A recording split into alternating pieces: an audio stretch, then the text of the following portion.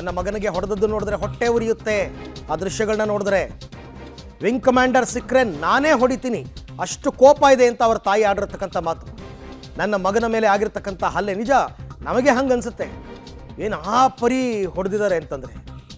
ಜ್ಯೋತಿ ಅಂತ ಅವ್ರ ತಾಯಿ, ವಿಕಾಸ್ ತಾಯಿ, ಅವ್ರು ಮಾತನಾಡಿದ್ದಾರೆ, ಹೇಳ್ತಾರೆ ಅವ್ನು ಸಿಕ್ಕಿದ್ರೆ ನಾನೇ ಹೊಡಿತೀನಿ ಅಂತ. ಏನೋ ಒಂದು ಸಣ್ಣ ರೀಸನ್ನು ಇದೊಂಥರ ಇದು ಹೆಂಗೆ ಅಂದರೆ ರೋಡ್ ರೇಜ್ ಪ್ರಕರಣ ಅಷ್ಟೇ ಇದು. ಅದಕ್ಕೆ ಈ ಥರ ಹೊಡೆಯೋದು ಅಂತಂದರೆ ನನಗೆ ಅರ್ಥ ಆಗ್ತಾ ಇಲ್ಲ. ಇವ್ರನ್ನ ತಮ್ಮನ್ನು ತಾವು ಏನು ಅನ್ಕೊಂಡ್ಬಿಟ್ಟಿದ್ದಾರೆ ಅಂತಲೂ ಗೊತ್ತಾಗ್ತಾ ಇಲ್ಲ. ಖಂಡಿತ ಆ ವ್ಯಕ್ತಿಯ ವಿರುದ್ಧ, ಆ ಅಧಿಕಾರಿ ವಿರುದ್ಧ ಕ್ರಮ ಆಗಲೇಬೇಕು. ಏನು ಮಾತಾಡಿದ್ದಾರೆ ನೋಡ. ಮಾಡ್ತಾ ಇರುವಾಗ ಸೈಲೆನ್ಸರಿಗೆ ಟಚ್ ಆಗಿದೆ ಒಬ್ರ ಗಾಡಿ ಒಬ್ರಿಗೆ.